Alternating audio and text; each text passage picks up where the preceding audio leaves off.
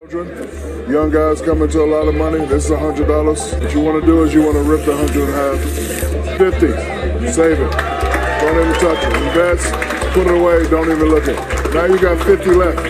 Now the smart people, the real smart people, the billionaires of the world, they'll take half of that 50, put all that away. This right here, have fun. You want to buy houses, you want to buy cars, you want to buy planes, you want to travel. This right here is what you have fun with. Even though I don't endorse credit cards, it's very hard to advance your credit rating without having one.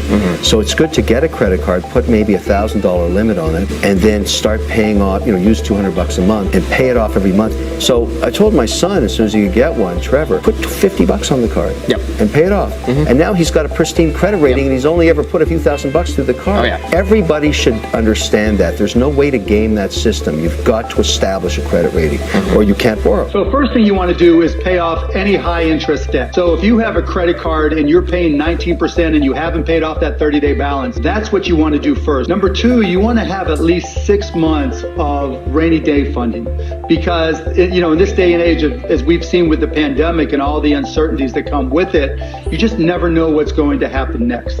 After that, from there, it really depends on your risk tolerance. I typically recommend that people put money into a low-cost mutual SPX fund, meaning it tracks the Standard & Poor's index. I think that's typically the safest way to go for most people. And then if you're really young or if you're younger and you want to take a risk, have fun with something you really understand, whether it's cryptocurrencies, long shot stocks, whatever it may be, because you've got all your other bases covered. What I like to start thinking about in terms of debt, particularly levered on real estate or any investment, if the poo-poo hits the fan and values go down across any asset class, including real estate, you still owe that $1 million. Correct. So you got to start being sensitive to how much debt you want to bring into your world. A lot of people don't understand how debt can put you out of business if things go bad. Of course. You have to be ready to pay that $1 million off. Well, I'm glad to see that because I never let one asset class ever become more than 20% of my net worth. Clearly, real estate still remains more than 20% of your net worth. One of your goals should be over time is to make it, to get such a broad portfolio in your net worth that real estate's only 20%. So if that asset class really has a hard time, it can't take you out of business. Never buy or sell individual stocks because less than 1% of us have the ability to consistently outperform the market. It turns out that the individual people are not good at picking winners and losers in the stock market, and financial professionals aren't that great at picking winners and losers either. They were pushing people away from what they should be thinking about, which is, I'm not going to be able to pick which stocks are good. I shouldn't even try to do that. And what I really care about is what the stock market is going to be in 20 or 30 years, not what it's going to be next year.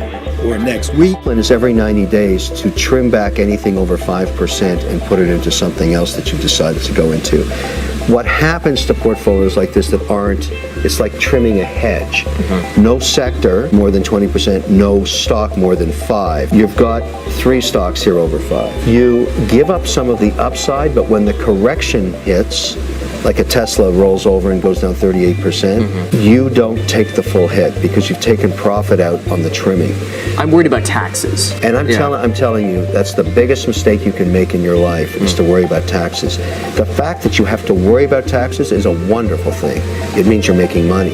But to say, oh, I don't want to sell, a stock that's now 11% of my portfolio because I don't want to take the tax hit, you will pay a brutal price for that. You will have a massive correction, you won't have taken any gains, and you will hurt yourself immensely. That's the one mistake you're making here. So you've got to do your